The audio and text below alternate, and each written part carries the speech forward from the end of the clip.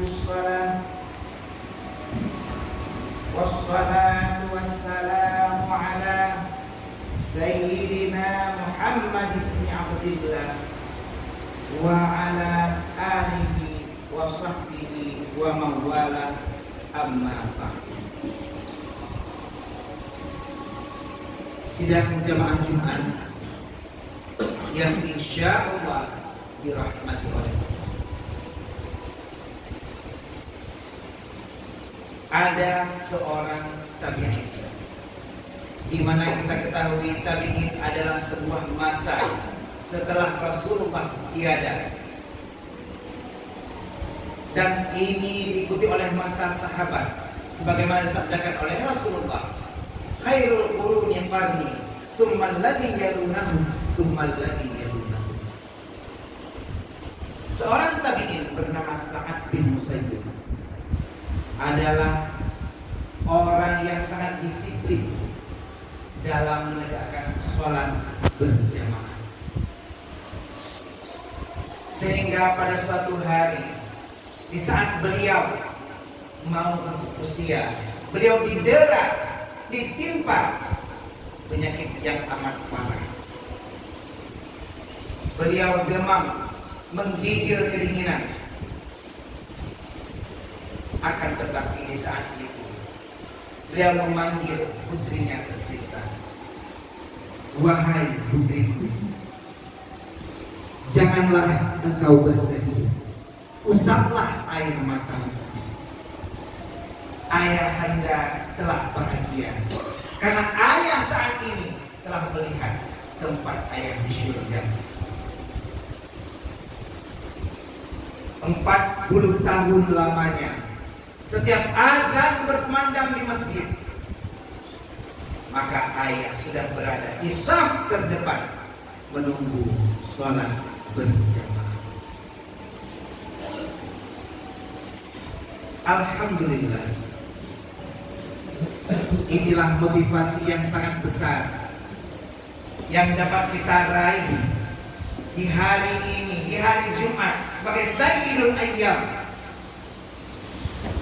di mana Allah berfirman, ya ayyuhalladzina amanu idza nudiya lis-salati min yaumil jum'ah fas'au ila dzikrillah wa dzarul bai'a.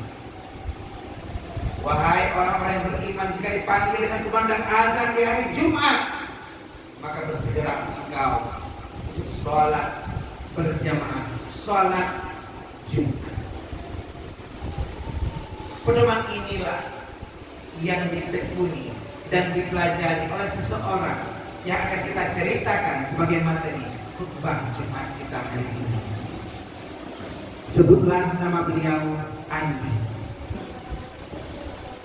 Andi ini mulanya adalah seorang supir angkot, supir angkutan, di mana beliau bekerja kepada seorang majikan dengan setiap sorenya mengantarkan setoran. Akan tetapi karena krisis ekonomi dan sholat pun langka, maka sang majikan mengambil sikap menjual angkutannya, sehingga Andi kembali menjadi pengangguran. Akan tetapi life must go on, hidup mesti terus berjalan. Bukanlah dengan musibah yang kita derita, bukannya dengan bencana yang menimpa kita akan berhenti dan stagnan, tidak lagi melangkah. Dia kuatkan tekadnya untuk selalu sholat berjamaah, dan akhirnya jalan hidupnya terbuka. Dia pun beralih profesi menjadi pembawa becak. Karena menurutnya dengan membawa becak dia bisa mengatur posisi untuk selalu sholat berjamaah tepat waktu di masjid. Allah berfirman, Rasul bersabda dan Ugi berkata, semoga salawat beriring salam akan selalu tercurahkan, tersajikan dan tersanjungkan kehadiran Nabi besar Muhammad Sallallahu Alaihi Wasallam, di mana ada sebuah hadis yang menjadi barometer dan pedoman hidup Andi. Ketika Rasulullah ditanyai oleh seorang sahabatnya, ya Rasulullah, Ayyul a'mali afdal? Wahai Rasulullah, amal apakah yang paling afdal? Maka Rasulullah pun bersabda, as-salatu fi waqtiha, salat tepat waktu. Dan inilah yang diajarkan oleh Rasulullah kepada keluarganya, sahabatnya, tabi'in, ulama mutaqaddimin, ulama mutaakhirin, serta ulama yang mutabar. Dan sampailah pada akhir yang kita kisahkan pada hari ini.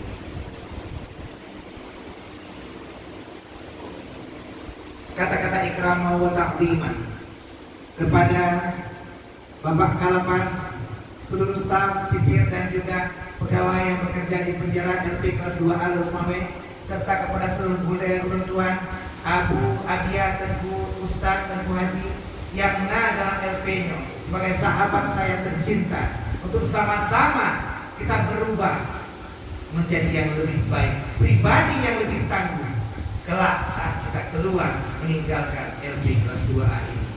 Dan inilah yang terjadi pada kehidupan kami.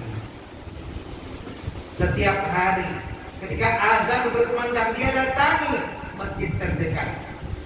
Dan itu juga kejadian pada suatu hari ketika dia sedang menunggu sewa, tiba-tiba datang seorang ibu-ibu.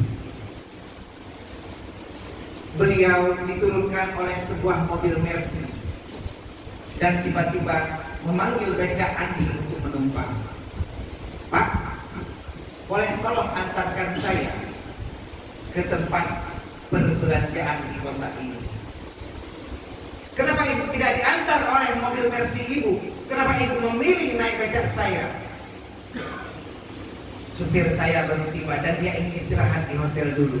Biarkan saya pergi bersama asisten saya. Ketika becak telah berjalan, tiba-tiba terdengar kumandang azan zuhur. Lalu Andi seketika berkata, wahai ibu penumpang, maafkan saya, di situ tempat belanja sudah nampak di depan mata. Saya tidak bisa mengantar ibu ke tempat belanja. Akan tetapi saya singgah di masjid untuk sholat berjamaah zuhur. Si ibu pun berkeras, tolong antarkan saya, kan jaraknya tinggal dekat lagi. Mohon maaf bu, mungkin ibu bisa melanjutkan dengan becak lain atau bisa jalan kaki.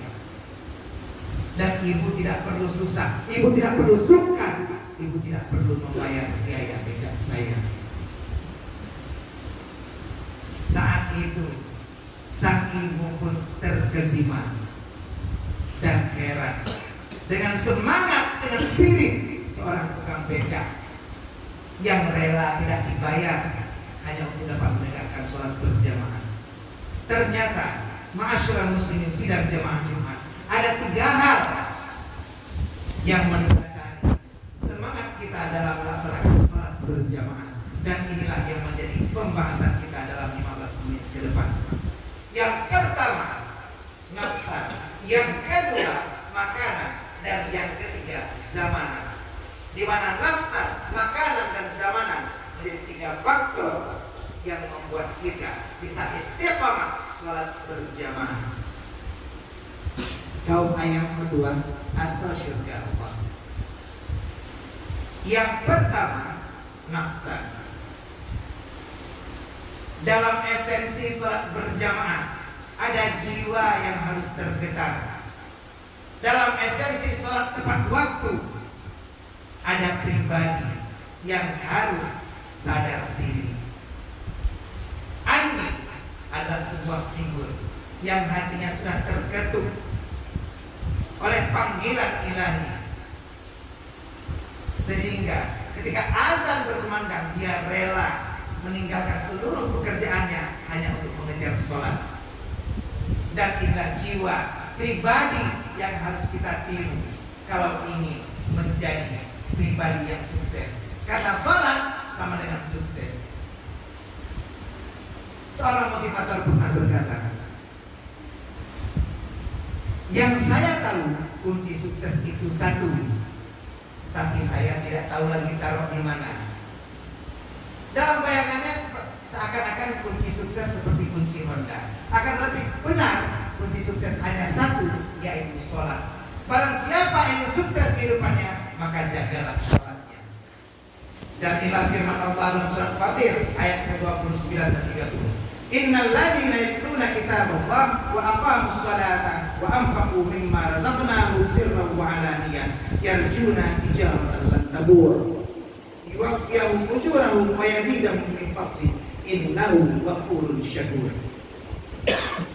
Ketika Andi menjelaskan ayat ini kepada ibu tersebut, wahai ibu penumpang, Allah perintahkan saya untuk membaca ayat Al-Quran, menegakkan sholat dan bersedekah.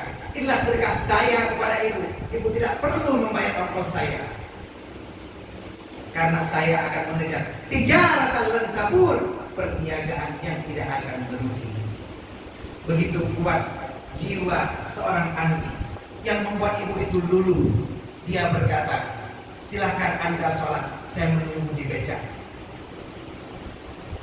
Akhirnya setelah dia sholat, dia kembali mengantarkan ibu itu ke tempat belanja. Ibu itu berkata, wahai tukang beca, tolong tunggu saya belanja. Saya ingin pulang dengan Anda dari ke hotel tempat saya menginap. Tapi kembali Andi berkata, wahai ibu, saya tidak bisa janji. Kalau asar berkumandang dan ibu belum selesai, maka ibu akan saya tinggalkan dan saya kembali sholat berjamaah. Ibu itu berkata, saya akan menunggu. Luar biasa jiwa seseorang yang telah terpatri dengan sholat berjamaah. Dan hal ini belum berhenti. Kelak di hal yang kedua dan ketiga kita akan merasakan apa mukjizat yang terjadi kepada Andi. Begitu kecewa seorang mukmin yang tidak pernah hadir ke masjid untuk sholat kecuali jenazahnya, dan begitu kecewa seorang mukminah yang tidak menutupi auratnya kecuali dengan kain kafannya. Hari ini saudara dan ketua asal surga Allah, gunakan kesempatan, perbaiki jiwa kita, semangat kita. Hari ini Allah menguji kita. Kita berada di tempat yang tidak kita duga, tidak kita sangka, bahkan tidak kita inginkan selama ini. Mungkin ada yang salah dengan kehidupan kita selama ini. Perbaiki kualitas sholat kita, sholat berjamaah 5 waktu di Masjid At-Taubah sebagai momentum perubahan diri dan pengakuan diri kita, karena jiwa kita akan berubah kembali kepada Allah. Ma'asyiral muslimin wa sumratal mu'minin rahimakumullah. Nafsan atau jiwa adalah perumpamaan dari sebuah ilmu yang kita sebut ilmu tasawuf.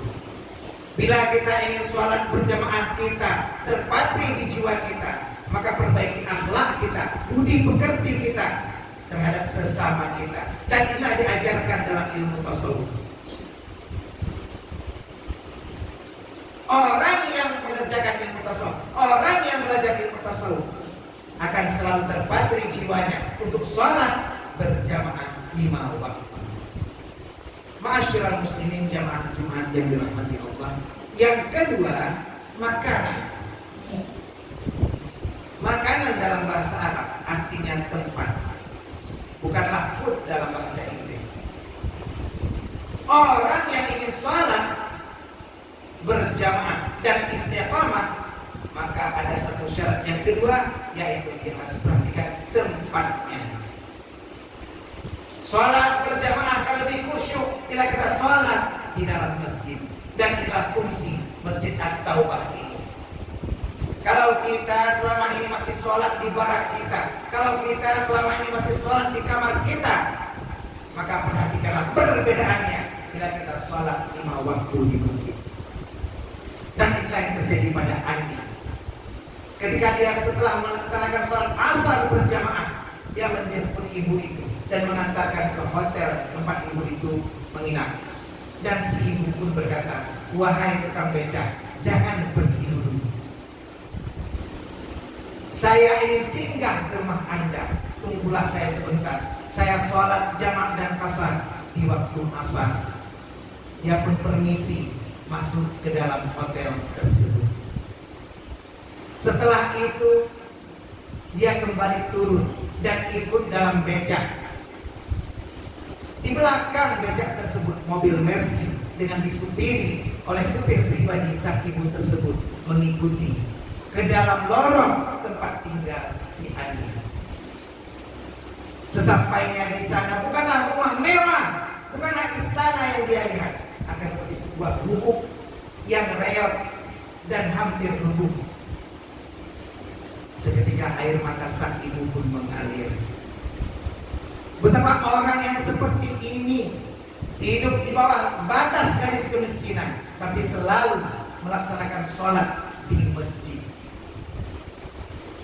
Ketika sang ibu bertanya kepada Andi, maka Andi pun menjawab, Allah berfirman dalam Al-Quran, Innama ya'muru masajidallah man amana billahi wal yawmil akhir. Sesungguhnya orang yang memakmurkan masjid adalah orang yang diakui oleh Allah sebagai orang yang beriman pada Allah dan hari akhirat. Dan saya, wahai ibu, sangat ingin diakui oleh Allah sebagai orang yang beriman. Seketika sang ibu tak mampu menahan haru, dia menitikkan air mata dan dia pun berkata, wahai tukang becak, besok pagi datanglah ke hotel tempat saya menginap. Lalu keesokan paginya ketika si Andi datang ke hotel tersebut, dia dilarang masuk ke hotel karena becak tidak boleh masuk hotel bintang 5. Akhirnya dia pun menunggu sambil membaca Al-Quran di atas becaknya. Si ibu yang menunggu di lobi karena penasaran, dia pun keluar lalu berkata, kenapa Anda tidak masuk? Saya dilarang oleh satpam. Akhirnya sang ibu berkata, suami saya sudah datang dari luar kota tadi malam dan kami akan mengajak bapak pergi dengan mobil kami. Becak bapak silakan parkir di parkiran belakang. Dan disinilah terjadi mukjizat yang terakhir. Karena seorang Andi tetap teguh melaksanakan sholat berjamaah di masjid sebagai makanan tempat yang membuat kita istiqamah dalam melaksanakan sholat berjamaah. Ma'asyiral muslimin wa zumratal mu'minin rahimakumullah. Iman kepada Allah dan hari akhirat adalah sesuatu yang kita pelajari dalam forum ilmu tauhid. Orang yang memakmurkan masjid dengan selalu sholat berjamaah 5 waktu di masjid adalah orang yang beriman kepada Allah, adalah orang yang bertauhid. Kalau kita selama di luar penjara tidak pernah menginjakkan kaki di masjid, inilah kesempatan tanda sayangnya Allah kepada kita agar kita selalu sholat berjamaah di masjid. Kalaulah bukan di sini Anda berubah, kapan lagi? Kalaulah bukan saat ini, jangan tunggu ajal nanti. Berubahlah hari ini dengan momentum ilmu tauhid yang kita pelajari. Kita perkuat iman kita kepada Allah. Kita makmurkan masjid At-Taubah dengan sholat berjamaah 5 waktu sehari semalam. Ado dan atun urayulun kedua asal surga Allah. Yang ketiga, yang terakhir, sholat berjamaah mempunyai dimensi zaman. Allah berfirman, Inna salata kanat alal mu'minina kitaban mawquta. Sesungguhnya sholat 5 waktu adalah kewajiban yang berwaktu bagi setiap individu mukmin. Dan inilah yang membuat mukjizat bagi seorang Andi, si tukang becak. Ketika dia pertama naik ke mobil Mercy, diambil oleh bapak suami dari ibu yang tadi dan disupiri oleh seorang supir, dia pun merasakan kenikmatan di atas angkot yang pernah dulu dia kendarai. Mereka pun membawa Andi ke sebuah bank terkemuka di kota itu dan mereka berkata, wahai bapak, apakah Anda ada membawa KTP? Ternyata Ma'asyiral muslimin, sidang jamaah Jumat. Subhanallah, mereka memberikan tabungan haji kepada Andi. Si ibu berkata, wahai bapak tukang becak, ketika saya melihat apa yang Anda lakukan dengan istiqamah menjaga salat berjamaah 5 waktu di masjid, maka saya pun tergerak hati saya. Saya berkata kepada suami tercinta dan beliau pun hadir. Dan kami pun sadar, kalau orang yang miskin seperti bapak bisa istiqamah salat berjamaah, apalah kami yang sudah diberikan rezeki yang berlimpah. Kami bertekad untuk bertaubat kepada Allah. Kami mulai hari ini, mulai detik ini akan selalu menjaga salat berjamaah 5 waktu di dalam masjid. Dan inilah hadiah yang dapat kami berikan, 1 tiket haji atas nama Bapak Andi, yang insya Allah merupakan tanda syukur kami kepada Allah dan tanda terima kasih kami kepada Bapak. Akan tetapi saudara tua asal surga Allah, Andi menolak. Dan dia berkata, terima kasih ibu dan bapak yang mulia. Akan tetapi apa kata tetangga, kalau saya pergi haji sementara saya masih bawa becak, sungguh tidak pantas. Seakan-akan bawa becak menjadi sebuah pencitraan bagi saya. Saya bertekad akan pergi haji kalau saya mempunyai kerja yang lebih bagus dan lebih mapan. Maka sang ibu pun berkata, kalau begitu ayo ikut kami ke kota dan bekerjalah di salah satu perusahaan kami. Si Andi pun menolak. Terima kasih ibu, tapi saya punya anak dan keluarga di sini yang harus saya nafkahi, dan saya tahu saya tidak bisa sukses seperti hari ini tanpa mereka. Seperti kita yang hadir di sini saat ini, kita ingat kepada anak dan istri kita di rumah. Kalau di sini kita tidak berubah, maka hanya air mata yang ada dan mengalir di mata mereka. Melihat penjara tidak mampu merubah ayam indahnya. Akan tetapi kembali mukjizat terjadi karena Andi menjaga zamanan 5 waktu sehari semalam, waktu sholat berjamaah.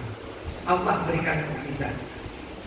Sang bapak dan ibu serta supir kembali memutarkan mobil Mercy ke sebuah dealer mobil. Dan saat itu mereka pun keluar membawa surat faktur pembelian mobil angkutan. Bapak Andi, kami hibahkan mobil ini kepada Bapak. Bapak silahkan membawa mobil ini, tidak perlu setoran kepada kami. Mobil ini adalah sedekah kami kepada Bapak. Tapi mohon maaf, platnya belum keluar karena izin trayeknya belum diurus. Jadikan momentum ini Bapak Andi, ajarlah orang di sekitar Anda untuk selalu sholat berjamaah dengan zamanan tepat waktu 5 kali sehari semalam. Dan inilah yang diajarkan oleh Rasulullah dalam sebuah furu ilmu yang disebut ilmu fikih. Rasulullah mengajarkan, "Shallu kama ra'aitumuni usalli." Salatlah engkau sebagaimana engkau lihat aku salat. Rasulullah selalu salat berjamaah sepanjang hidupnya. Dan salat tepat waktu inilah yang diajarkan oleh Rasulullah, yang membuat kita harus berubah. Kalau selama ini kita sholatnya masih malas-malasan, bahkan ada yang kita masih mengkonsumsi narkoba sebelum sholat, maka inilah kesempatan kita berubah. Jangankan untuk menjadi imam, menjadi makmum pun dilarang oleh Rasulullah. Allah berfirman dalam ayatnya, "Wala taqrabus salata wa antum sukara hatta ta'lamu ma taqulun." Janganlah kamu mendekati salat sedangkan engkau masih di bawah pengaruh narkoba ataupun ganja, sampai kamu mengetahui apa yang kamu ucapkan. Dan inilah yang diajarkan oleh ilmu fikih. Bagaimana kita sholat berjamaah 5 waktu, tapi kita tidak benar dalam aplikasi sholat kita. Alhamdulillah di penjara hari ini kita dipenuhi oleh guru-guru kita. Ada yang mulia Al-Mukarram Abah Nisa, ada Ustaz Syafi'i yang sebentar lagi akan meninggalkan kita, ada Haji Ibrahim dan seluruh bapak bisik dan seluruh guru-guru kita. Timbalah ilmu di penjara yang sebentar lagi akan menjelma menjadi daya at-taubah. Di tempat kita berubah, di tempat kita sholat berjamaah di Masjid At-Taubah ini 5 waktu sehari semalam dengan mengaplikasikan 3 hal. Yang pertama, nafsan sebagai ilmu tasawuf. Yang kedua, makanan sebagai cerminan ilmu tauhid. Dan yang ketiga, zamanan sebagai cerminan ilmu fikih. Inilah 3 ilmu dasar yang harus kita pelajari: tasawuf, tauhid, dan fikih, yang disingkat dengan tastafi. Semoga 3 ilmu yang kita pelajari dapat merubah kita menjadi individu yang sukses dengan menerapkan sholat berjamaah 5 waktu sehari semalam di Masjid At-Taubah. Insya Allah membuat kita mampu berubah. Inilah 3 hal yang dapat Ustaz sampaikan dalam kesempatan singkat ini. Semoga memotivasi dan merubah diri kita dan juga orang-orang di sekeliling kita untuk sholat berjamaah tepat waktu di Masjid At-Taubah yang kita cintai. Sekarang kita masuki rukun 2 al-khutbah. Alhamdulillah, alhamdulillahi wahdah, asyhadu an la ilaha illallah wahdahu la syarika lah, wa asyhadu anna sayyidana Muhammadan abduhu wa rasuluh la nabiyya ba'dah. Allahumma shalli wa sallim ala sayyidina Muhammadin hadiyil ummah wa ala alihi wa sahbihi wa man tabi'ah. Amma ba'du fa ya ibadallah, ittaqullaha sirran wa alaniyah tajidu 'indaha fawzan wa najah. Wa qala ta'ala bil Qur'anil 'azim wa huwa asdaqul qa'ilin. A'udzu billahi minasy syaithanir rajim. Bismillahirrahmanirrahim. Innal ladzina yatluna kitaballahi wa aqamus salata wa anfaqu mimma razaqnahum sirran wa 'alaniyah yarjuna tijaratan lan tabur liyuwaffiyahum ujurahum wa yazidahum min fadlih innahu ghafurun syakur. Shadaqallahul 'azim. Barakallahu li wa lakum fil Qur'anil 'azim wa nafa'ani wa iyyakum bima fihi minal ayati wal dzikril hakim. Taqabbal minni wa minkum tilawatahu innahu was-sami'ul 'alim.